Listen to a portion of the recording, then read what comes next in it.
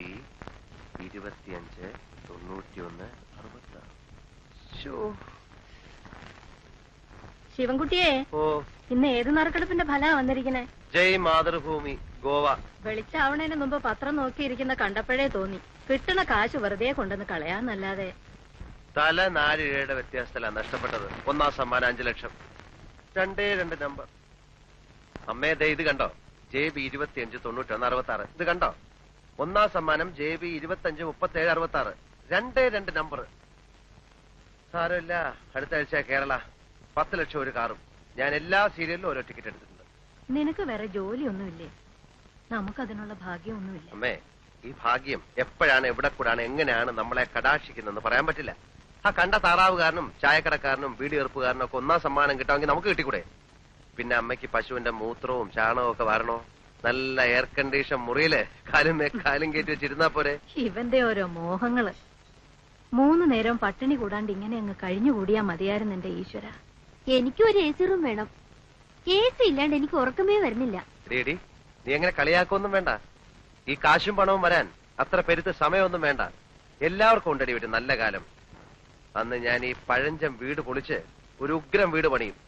അതിൽ AC മുറിയുണ്ടാവും 5-6 പണിത് വെച്ചിട്ടുണ്ടല്ലോ മേശപ്പുറത്ത്.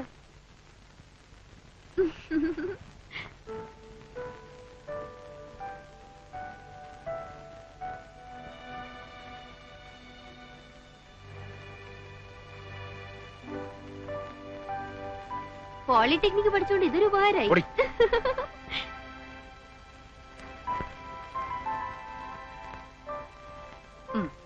തുടങ്ങിയോ അതിന്റെ മുകളിലെ പണി? എന്റെ ശിവ, നീ അതെടുത്താ പിന്നാമ്പറത്തെങ്ങാനും കൊണ്ടുവയ്ക്കേ.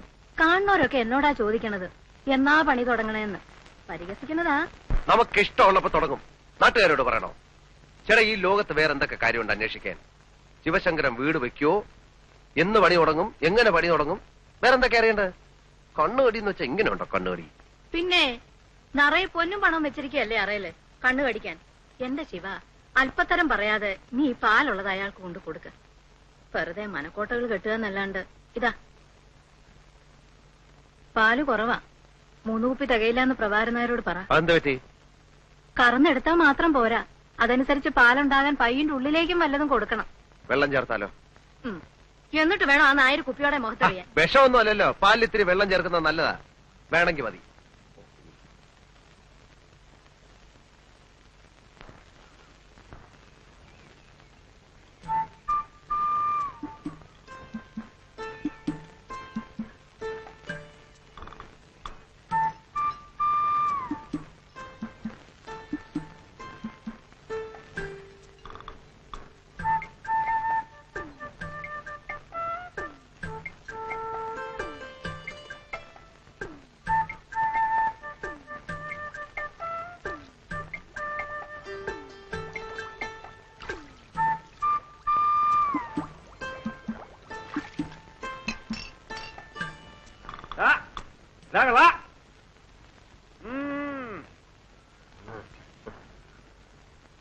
അത് ശരി, പ്രഭാരനായ ചായക്കടയിൽ നീ നാട്ടുകാർ കുടിക്കണതേ ഈ കുളത്തിലെ വെള്ളമാണല്ലേ? നോക്കിക്കൊണ്ട് പോടാ, ചിലപ്പോ വല്ല മീനും കാണുമോ? നീ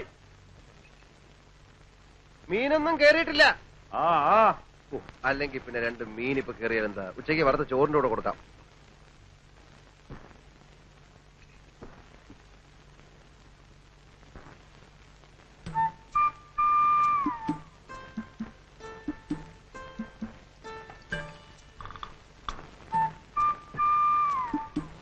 പാല് വെള്ളം പോലെയാണല്ലോ. പാല് വെള്ളം പോലല്ല, അതിന്റെ കല്ല് പോലെ ഇരിക്കണം. അത് വേണ്ട, പക്ഷെ പാല് പാലായിരിക്കണം. ഇത് മുഴുവൻ വെള്ള കണ്ട. അതോ, അത് പൈന്നലെ കുറെ കൂടുതൽ വെള്ളം കുടിച്ചു. കൂടുതൽ വെള്ളം കുടിച്ചാ പാലിന്റെ കൊഴുപ്പ് കുറയും അല്ലേ? എന്റെ ശിവശങ്കര, പ്രഭാകരൻ നായരുടെ അടുത്ത് വേണോ ഈ വിളവ്? ഏതായാലും ഇന്ന് ഞാനിത് തിരിച്ചു തരുന്നില്ല. നാളെയും പയ്യെ കൂടുതൽ വെള്ളം കുടിച്ചാ ആ പാല് നമുക്ക് വേണ്ട. അമ്മയോട് പറഞ്ഞേക്ക്. ഓരോ തെറ്റിദ്ധാരണകളെ. ചേട്ടാ, ഞങ്ങളൊക്കെ കറക്കുന്ന മൊന്തയില് ഒരു തുള്ളി വെള്ളം കാണത്തില്ല. ഈ പാലില് വെള്ളം ചേർത്ത് വിറ്റിട്ടൊന്നും എനിക്ക് ജീവിക്കേണ്ട കാര്യമില്ല. എനിക്ക് 1 തരം ജോലിയുള്ളതാ. ഗോവിന്ദൻ കൺട്രാക്ടിന്റെ അടുത്തൊന്ന് നീ പോന്നു പറയുന്ന കേട്ടു. പോന്നു. അതുകൊണ്ടെന്താ, ഇപ്പോഴേ ഞാൻ 1 തരം ഒരു മെഡിക്കൽ കമ്പനിയുടെ റെപ്രസെന്റേറ്റീവാ. അറിയോ? വാചകം അടിക്കാതെ പോ. ഓ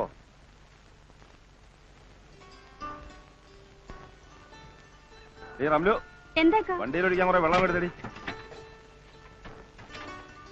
ഇക്കാക്കടെ ലൊടാക്ക് വെള്ളം മണി കുടിച്ച് കൂട്ടുണ്ട്. അതിനുള്ള ഓട്ടാണെങ്കിൽ ഓടണില്ല. ഈ ലൊടാക്ക് ഉള്ളതുകൊണ്ടാ നീ കഞ്ഞിയുടെ വെള്ളം കുടിച്ച് കിടക്കുന്നത്. മോനെ വരുമ്പോ ശിവൻകുട്ടിയോട് ഒരു 5-6 കുളിയും കൂടി വാങ്ങിക്കൊണ്ടുവരണം. ഓൻ തന്ന കുളിക്കാൻ മുണിങ്ങാൻ രസമാണ്. കാലിന്റെ തരിപ്പിന് നല്ല അക്കണ്ട്.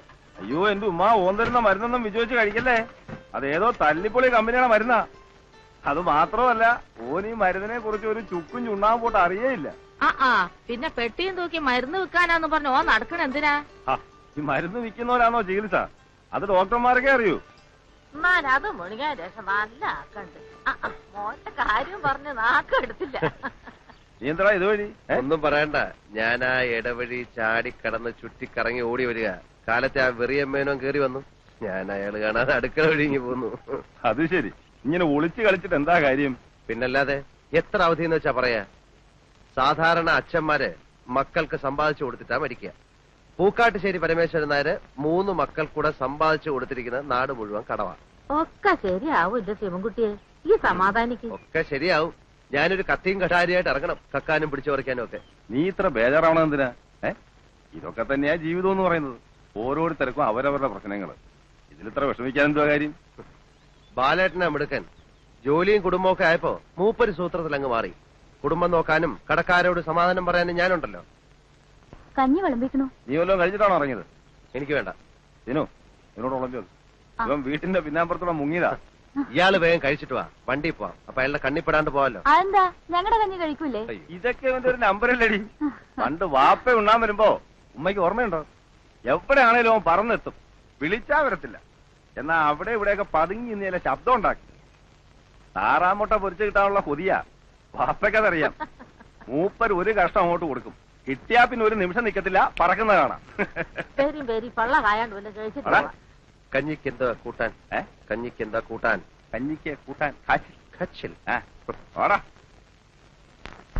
നെറുകേട് കാണിക്കുന്നതിനെ ഒരു അതിരുണ്ട്.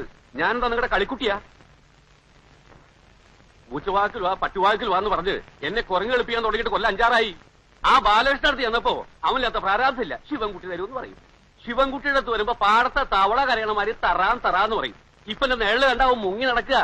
എന്റെ പെട്ടിരിക്കണ പണം 25,000 റുപ്യ എണ്ണി തന്നിട്ടാ ഞാൻ ഈ അച്ചാലും പിച്ചാൻ നടക്കേണ്ടി വന്നത്. അവരാരും വാങ്ങിച്ച പണമല്ലല്ലോ. വാങ്ങിച്ച ആള് മരിച്ചും പോയി. എന്നാലും തരില്ലാന്നൊന്നും ഞങ്ങൾ പറഞ്ഞിട്ടില്ലല്ലോ. പ്രോനോട്ട് എഴുതി തരികയും ചെയ്തിട്ടുണ്ട്. പണം ഞങ്ങൾ തരും എന്ന്.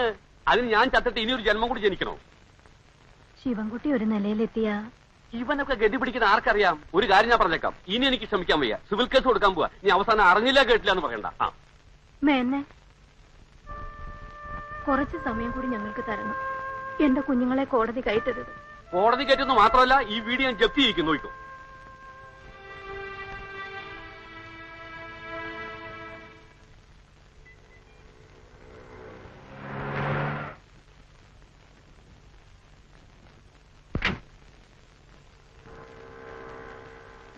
എത്ര രൂപയായി?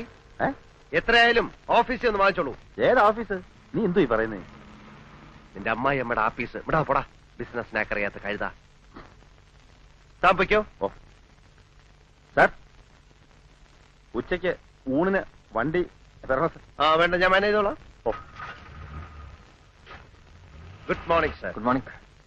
ഒരു നല്ല ടാക്സി പോലും കിട്ടാനില്ല. എങ്ങനെയുണ്ട് സെയിൽ? തരക്കേടില്ല. നമ്മുടെ പ്രോഡക്റ്റ് നല്ല മൂവ്മെന്റ് അല്ലേ? ഒറ്റ കുപ്പി പോലും വിറ്റിട്ടില്ല. അങ്ങനെ വരാൻ വഴിയില്ലല്ലോ. ഈ എറണാകുളത്തൊക്കെ പ്രോട്ടോബി ഭയങ്കര സെയിൽ, കിട്ടാനില്ല. ഈ ഗർഭശുശ്രൂഷയ്ക്ക് പറ്റിയ ടോണിക്കാണ്. മിനറൽസ്, പ്രോട്ടീൻസ്, ഹോർമോൺസ്, വൈറ്റമിൻസ് എല്ലാം ഉണ്ടല്ലോ. വെറുതെ പുഴു അടിക്കാതെ ആശാനെ. നെല്ലിക്ക വൈനിൽ ഏതാണ്ട് അരച്ചു കലക്കി ഉണ്ടാക്കുന്ന സാധനമല്ലേ. ഞാൻ അന്നേ പറഞ്ഞതാ ഇതൊന്നും ചെലവാവില്ലെന്ന്. പിന്നെ ചെലവാക്കാം. ഡോക്ടർമാർക്ക് നല്ല കമ്മീഷൻ കൊടുക്കണം. അത് കമ്പനിക്കാർ വിചാരിക്കാൻ നമ്മൾ എന്ത് അത് ചെയ്യാൻ? പറഞ്ഞ് സമ്മതിപ്പിക്കണം. പ്രോവി തേക്കാര് 500 ബോട്ടിലിന് വീതം കമ്മീഷനായിട്ട് ഓരോ വാഷിംഗ് മെഷീനാ കൊടുക്കുന്നത്. തന്നെ? അല്ലാതെ ഇത്രയും ചെറിയ കമ്പനികൾക്കൊന്നും നിലനിൽപ്പില്ല.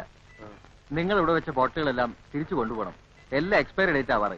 എക്സ്പയറി ഡേറ്റ് കഴിഞ്ഞ സാധനം ഒന്നും ഇവിടെ വിൽക്കാറില്ലേ? ഇവിടെ എക്സ്പയറി ഡേറ്റ് കഴിഞ്ഞൊന്നും വിൽക്കാറില്ല. ചില സ്ഥലത്ത് വിൽക്കാറുണ്ട്. ഇവിടെ ഇരിക്കട്ടെ, ഞാൻ ഒന്ന് കറങ്ങിട്ട് തരാം. Okay okay. ബ്ലഡും യൂറിനും മോഷനും ഒന്ന് പരിശോധിച്ചിട്ട് വരൂ. ഒരു എക്സ്റേ എടുത്തോ, എന്നിട്ട് മരുന്നിന് എഴുതാം. ഡോക്ടർ എനിക്ക് രാവിലെയുള്ള തലവേദന മാത്രമേ ഉള്ളൂ. അതിന് ഇത്രയും പരിശോധനകൾ വേണോ? എങ്കിൽ പിന്നെ നിങ്ങൾ എന്റെ അടുത്ത് വരണോ? സ്വന്തമായിട്ട് അങ്ങ് ചികിത്സിച്ചാ പോരെ. ഇത് വെറും ഒരു തലവേദന ആയിക്കണമെന്നില്ല. എന്താ, പരിശോധിക്കാൻ ബുദ്ധിമുട്ടുണ്ടോ? ഇല്ല ഡോക്ടർ. പിന്നെ ഇത് KJ ലാബറട്ടറിയിൽ പരിശോധിപ്പിച്ചാൽ മതി. അവിടെ നല്ല റിസൾട്ട്. ബാക്കിയെല്ലാം പോക്കാം. ശരി.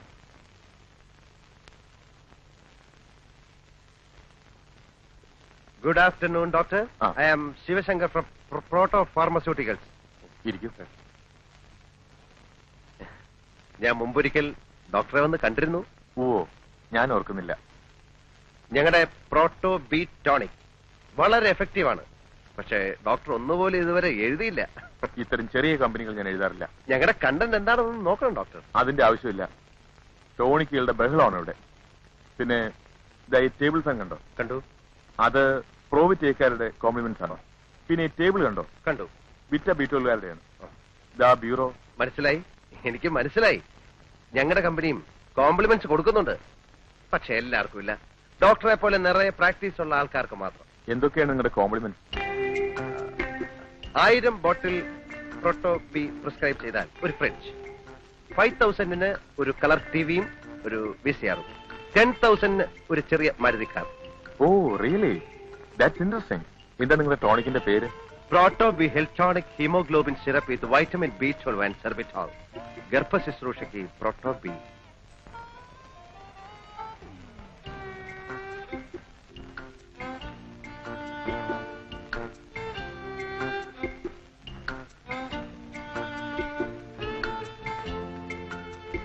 പ്രോട്ടോബി 4 ബോട്ടിൽസ്. അതേത് ഡോക്ടറെ? ഡോക്ടർ സുരേന്ദ്രന്റെ. ഇത് തീർന്നിരിക്കുക. ഒരു ബോട്ടിൽ പോലും ഇല്ലേ? ഇല്ല, കംപ്ലീറ്റ് തീർന്നു. ഇപ്പൊ തന്നെ എത്ര ചീട്ടാ വന്ന് മടങ്ങിപ്പോയെന്നറിയോ?